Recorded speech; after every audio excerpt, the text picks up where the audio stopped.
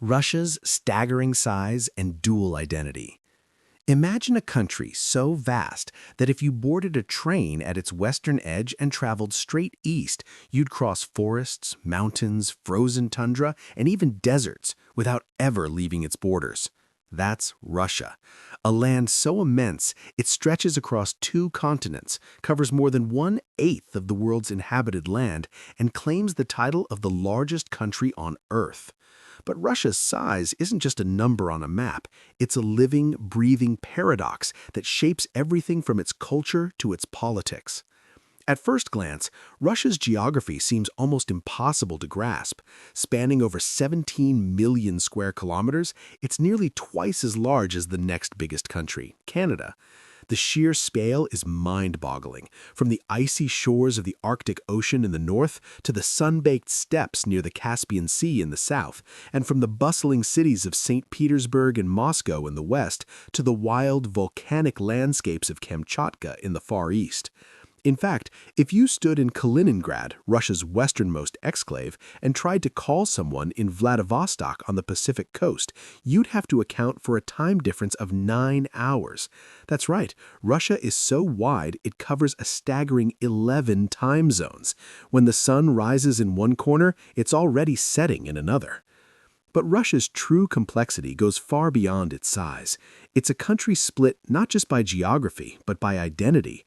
For centuries, Russia has straddled the invisible line between Europe and Asia, never fully belonging to either. About 77% of its landmass lies in Asia, mostly in the vast, mysterious region known as Siberia. Yet nearly 80% of its population lives in the European part, packed into cities that look and feel more like Paris or Berlin than Beijing or Tokyo. This split has given rise to a national identity crisis that's still playing out today. Is Russia a European power with its grand cathedrals, ballet, and centuries-old ties to the West? Or is it an Asian giant shaped by the endless forests, nomadic traditions, and the harsh realities of life on the steppe? The debate isn't just academic. It's a question that influences everything from foreign policy to pop culture. In Moscow, you'll find glittering skyscrapers, luxury boutiques, and a nightlife scene that rivals any Western capital. But travel east, and the landscape and the mindset shifts dramatically. In Siberia, life moves at a different pace, shaped by the rhythms of nature and the legacy of survival in one of the harshest environments in the world. This dual identity has sparked endless debates among historians, politicians, and ordinary Russians alike. Some argue that Russia's heart beats in the West, pointing to its adoption of Christianity from Byzantine, its literary giants like Tolstoy and Dostoevsky, and its long-standing fascination with European art and philosophy. Others insist that Russia's soul is rooted in the East, forged by centuries of Mongol rule, the traditions of the Orthodox Church, and the resilience required to endure Siberian winters. In recent years, this identity crisis has only deepened. As tensions with Western countries have grown, there's been a renewed push to embrace Russia's Eurasian character, a blend of East and West, unique and unyielding. Politicians talk about a Russian world that stands apart from both Europe and Asia, while pop stars and influencers debate what it really means to be Russian in the 21st century. Even the country's architecture tells the story. Onion-domed churches stand side by side with Soviet-era apartment blocks and futuristic glass towers, each one a symbol of a different era, a different dream. But perhaps the most fascinating thing about Russia's dual identity is how it shapes the everyday lives of its people. In the West, you might hear conversations in French or German, see students studying at world-class universities, and feel the pulse of a modern, cosmopolitan society. In the East, traditions run deep. Families gather for tea in wooden houses. Ancient shamanic rituals are still practiced in remote villages, and the vast, untamed wilderness is both a challenge and a source of pride. So, what does it really mean to be Russian? Is it a question of geography, history, or something deeper, an unbreakable spirit that refuses to be defined by borders or labels? As the world watches Russia's every move, this question remains as mysterious and compelling as the country itself. But one thing is certain, in Russia, nothing is ever simple, and every answer leads to even more intriguing questions. And if you think Russia's size and identity are its only mysteries, just wait until you discover the hidden tensions simmering along its borders, where history, politics, and power collide in ways the world can't ignore. Borders, neighbors, and hidden tensions. If you trace your finger along the map of Russia, you'll notice something almost no other country can claim, a border that never seems to end. Russia shares its land boundaries with a staggering 14 countries, more than any other nation on Earth. Each of these borders tells a story, and many of them are far from peaceful. In fact, some of the world's most watched and controversial frontiers snake their way through Russia's vast landscape, shaping not just its geography, but its destiny. To the northwest, Russia brushes up against Norway and Finland, where icy forests and silent lakes form a natural barrier. These borders are quiet, almost forgotten by the world, but they're not without their own intrigue. In recent years, as global tensions have risen, even these remote frontiers have seen a surge in military activity and surveillance. Reports claim that both sides have quietly increased their presence, with rumors swirling about secret listening posts and high-tech monitoring stations hidden deep in the woods. The Arctic, once a frozen no-man's land, is now a new arena for competition as melting ice opens up shipping routes and untapped resources. Russia's push to claim more of the Arctic seabed has sparked a silent race with its northern neighbors, and the world is watching closely. Move west and the story grows more complicated. Here, Russia's borders with Estonia, Latvia, Lithuania, Poland, and Belarus are not just lines on a map, they're flashpoints in a geopolitical chess game. The tiny exclave of Kaliningrad, wedged between Poland and Lithuania, is a military outpost bristling with missiles and radar installations. It's been called Russia's unsinkable aircraft, a place where the Cold War never really ended. NATO troops conduct exercises just across the border, while Russian warplanes buzz the skies in a show of strength. The tension is palpable, and every move is scrutinized by analysts and politicians from Washington to Brussels. But the border with Ukraine has truly captured the world's attention. For years, this frontier was just another line dividing two former Soviet republics, but in 2014, everything changed. Russia's annexation of Crimea sent shockwaves through the international community, and the conflict in eastern Ukraine has simmered ever since. In 2022, the situation exploded into open warfare, with Russian troops crossing the border and a new chapter of violence and uncertainty unfolding. The world's media descended on the region, and suddenly the Russia-Ukraine border became the most dangerous place in Europe. Sanctions, accusations, and counter-accusations have flown back and forth, and the human cost has been devastating. Rumors suggest that covert operations, cyber attacks, and shadowy mercenaries are all part of the ongoing struggle, a conflict where the truth is often the first casualty. To the south, Russia's borders with Georgia and Azerbaijan are equally fraught. The scars of past wars are still visible in the Caucasus Mountains, where ethnic tensions and territorial disputes have flared for decades. The brief but brutal war with Georgia in 2008 left deep wounds, and the region remains a powder-kin, with Russian troops stationed in breakaway territories and international observers warning of renewed violence at any moment. In Azerbaijan, the complex web of alliances and rivalries, especially over the disputed Nagorno-Karabakh region, means that peace is always fragile and the threat of conflict never far away. Further east, Russia's borders with Kazakhstan and Mongolia stretch for thousands of kilometers across empty steppe and desert. On the surface, this is a peaceful frontier, marked by little more than lonely watchtowers and the occasional train rumbling through the grasslands. But even here there are whispers of unease. Reports claim that Russia has quietly increased its influence in Central Asia, using economic pressure and security agreements to keep its neighbors in line. Some analysts speculate that Moscow's ultimate goal is to rebuild a sphere of influence reminiscent of the old Soviet Union, a move that would send shockwaves through the region. Then there's Mongolia, a vast buffer state that has managed to maintain friendly relations with both Russia and China. But as China's power grows, Mongolia's delicate balancing act becomes ever more precarious. Some experts warn that Russia's presence in the region is as much about keeping an eye on Beijing as it is about supporting Ulaanbaatar. The border here is long, remote, and largely unguarded, but its strategic importance is impossible to ignore. And finally, the Far East borders with China and North Korea. Here, the Amur River forms a natural divide, but the relationship is nothing simple. Decades ago, Russia and China were bitter rivals, even fighting a brief border war. Today, they're uneasy partners, bound together by trade, energy deals, and a shared desire to counter Western influence. But beneath the surface, old suspicions linger. There are rumors of secret military buildups, cross-border smuggling, and even plans for new infrastructure projects that could shift the balance of power in the region. With North Korea, the border is short but loaded with tension.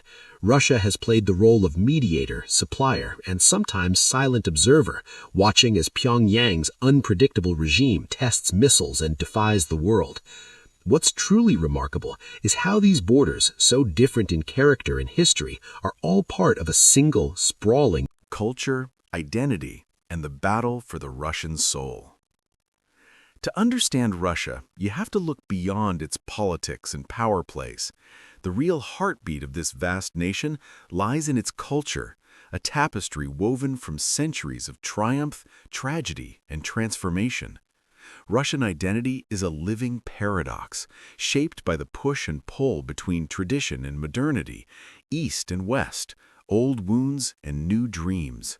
It's a story that unfolds not just in grand cathedrals or gilded theaters, but in the everyday lives of millions who call this land home. Step into a Russian home, and you'll find a world where hospitality is sacred.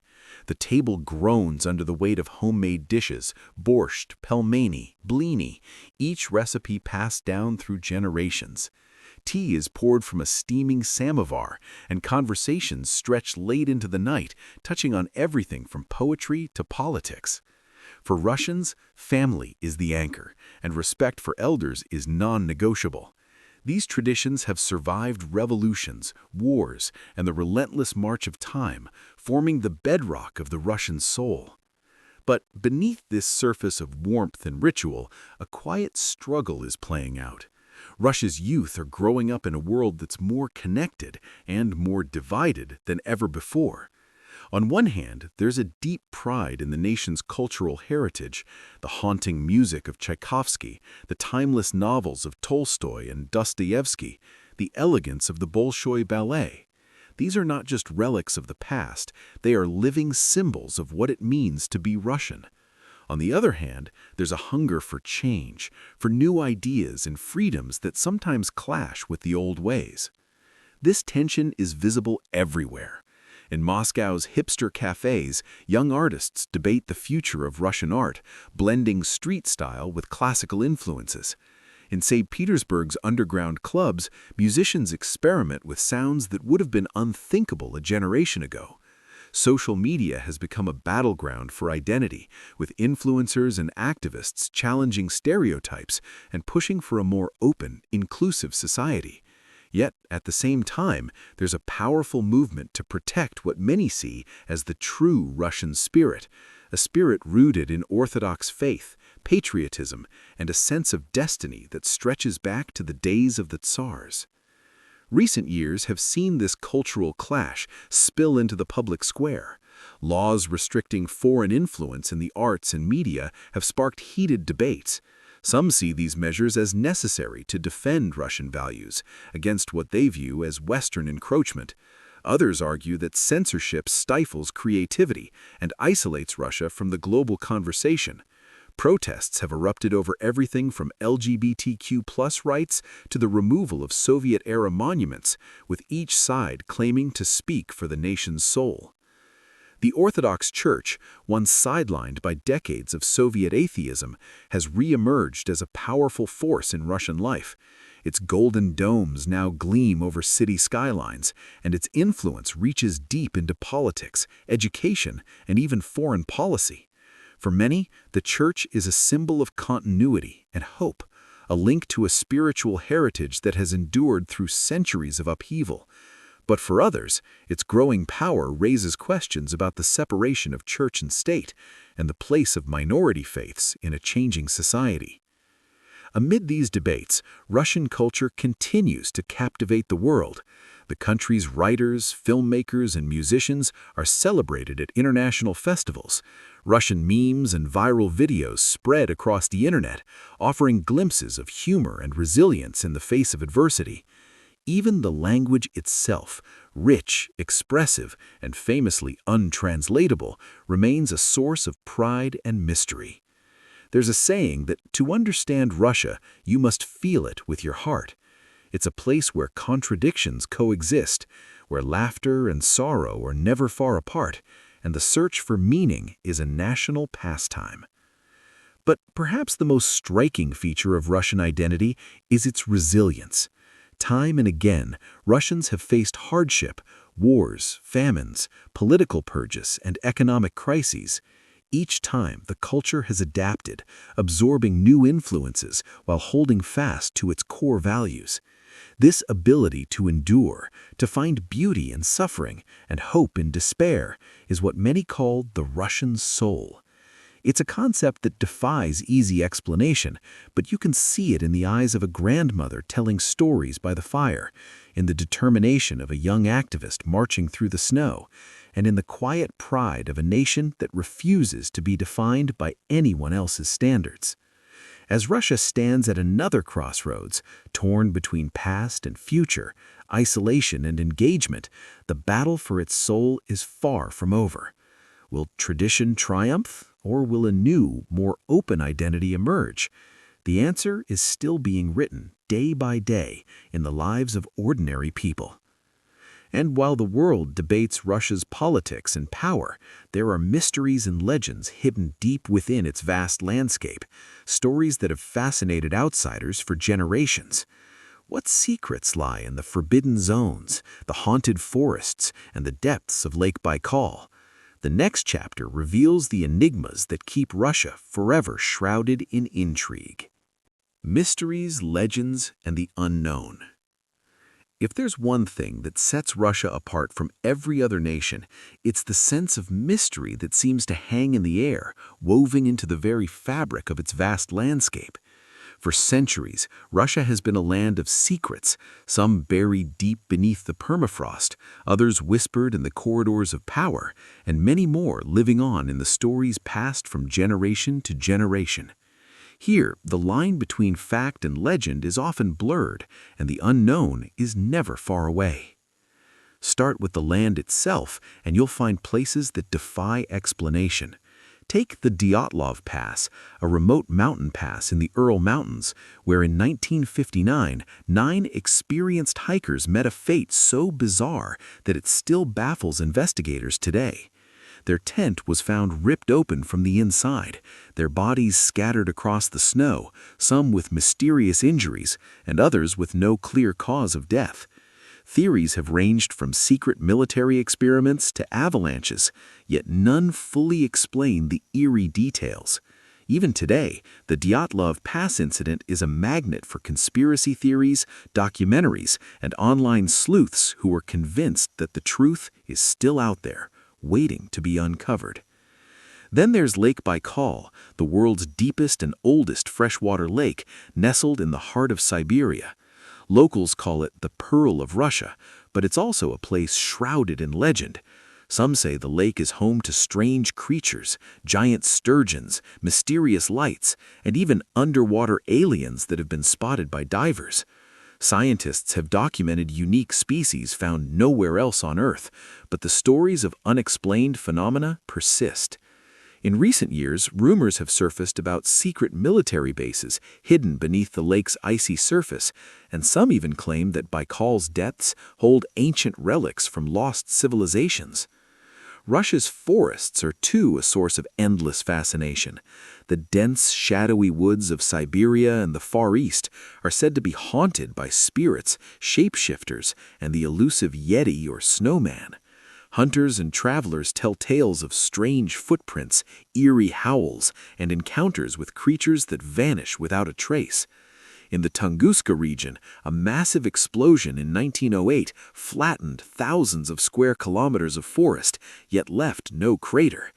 Theories about what caused the blast range from a meteorite to a secret weapon, but the true story remains one of the greatest unsolved mysteries of the 20th century. But it's not just the wilderness that holds secrets.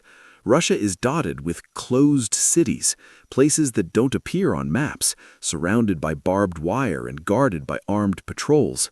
These cities, built during the Soviet era for military research and nuclear development, are still off-limits to outsiders. Residents live under strict rules, and even mentioning the city's name can be forbidden. Rumors suggest that some of these cities are home to advanced technology, secret experiments, and underground bunkers designed to withstand any catastrophe. The government rarely comments on their existence, fueling speculation and intrigue. Urban legends thrive in Russia's cities as well. In Moscow, stories circulate about hidden tunnels beneath the Kremlin, secret escape routes, and rooms filled with treasures looted during wartime. Some claim that the Moscow metro is more than just a subway system, that it's connected to a vast network of underground bunkers built to protect the country's leaders in case of attack. While some of these tales are based on fact, others are pure speculation, but all add to the city's aura of mystery. Even Russia's recent history is filled with enigmas. The fate of the Romanov family, the last Tsars of Russia, was shrouded in secrecy for decades. For years, rumors persisted that some members had survived the revolution, living in exile under assumed names. The discovery of their remains in the 1990s answered some questions, but conspiracy theories still abound. Similarly, the Soviet space program, once the pride of the nation, is rumored to have had its own share of hidden tragedies, lost cosmonauts, failed missions, and cover-ups that have only come to light in recent years. In the digital age, Russia's mysteries have taken on new forms. Reports claim